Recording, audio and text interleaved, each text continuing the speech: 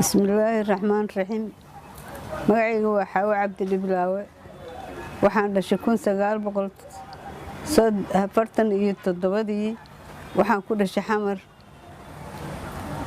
Cabdulcasiis district oo dhihi jiray waqtigaas kaamba Amxaaro waxbarashadeedii dugsiga dhexe ee sare Xamaran ku dhameystay 1964 Agosto 28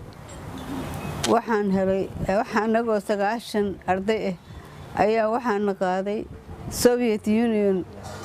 dawladda Ruushka oo hore kala furfuratay hadda waxayna sii marsiisay xudayda waan ugu dejisay iskaaladii koobaad ee ahayd ka bacdi cadan iskaaladii saddexaadna waxaan ku sameynay Qaahira ka bacdina waxaan galnay Soviet Union 7 sano ayaa noogu dhamaatay Soviet Union oo 64 tagay waxaan ka soo noqday 71 markii aan dhameeyay jaamacadda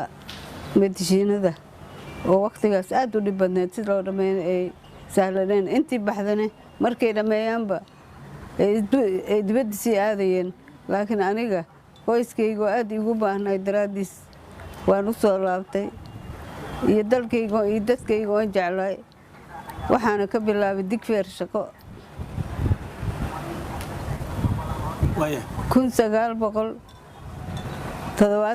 1972 ilaa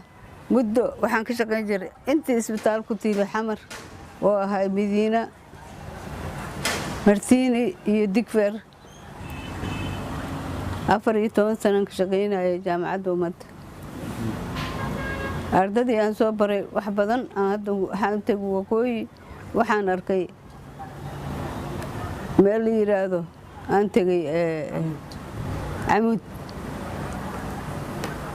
Amud waxaan ugu tagay 6 isbitaal oo ardadeydii ay joogto nin walbaba uu isbitaal furtay oo heer sare ma yahay isbitaaladoodina ku farxay qaliimada ay suubinayeen aad yaabaysid way soo dhaweeyeen way mahadsan yihiin haddana waxaan aaday Mareykan Minnesota waxaan ugu tagay ardadeydii oo joogto oo mid ka mid ah oo yahay ninka wax qalo meesha qaliinko guud sameeyaba oo laga dambeeyo oo Soomaaliya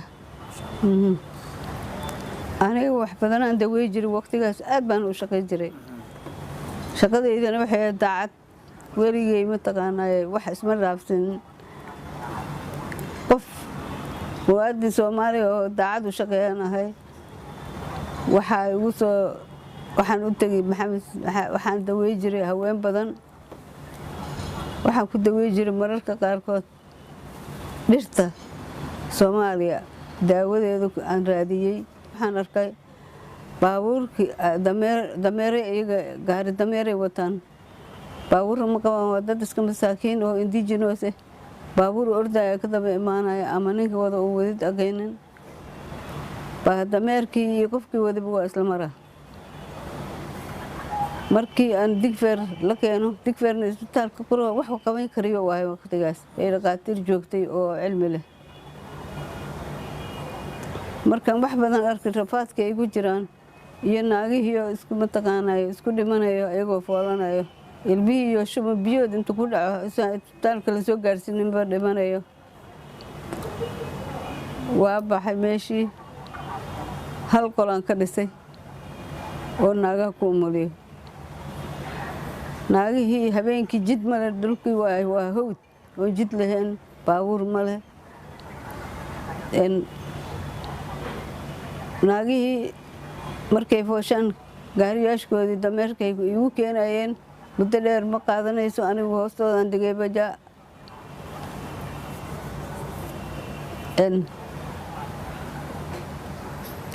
dadkii waa igu nafisay haddana waxaan samayn jiray in jimcooyinka iyo khamiis walba aan tuulooyinka yaryarka ee tagno oon inta dawo qaadano islaan yaa halugay ugu raadsado tagno mucjisada waxay ahayd markaas dadkii isbitaalka ma yaqaanaba ma imaanayaan maxaa dhacay qofkii markay sakaraad noqotaa isbitaal loola soo cararaa qofkii waa iska dhimanaysaaba dadkii waxay aamineen qoftii markay dhimato waxay arkayaan isbitaalkii oo meyd laga soo bixinayo marka qof la arkaba waxay mudaa isbitaalkii inuu mataqaanaa isaga sababta qofta u dhimatay yahay isbitaalka ma tegaynin marka waxaan tusinayay dadkaas masaakiinta oo tuulooyinka degan inuu isbitaalka dadka degweeyo uu kaalmeeyo oo qoftii seeda timaado ay dhimato laakiin isbitaalka uu waxba dilin aniga isbitaalkayga wuxuu ahaa kii Soomaalida oo qof kastaba ay imaanaysay albaabada u furnaayeen markii ay abaarta dhacday oo qaxootiga dad Soomaalida isu cuntayna oo magaalooyinka laga baxay magaalo kasta waa laga yimid dhul oo adiga xoogaa ee baan deganay aniga dadkii soo qaxay biyo iyo deegaan iyo caafimaad waa siiyey waana dejiyey meeshaas waxaa soo degtay 15,000 oo qoys oo qoyskii uu yahay 6 qof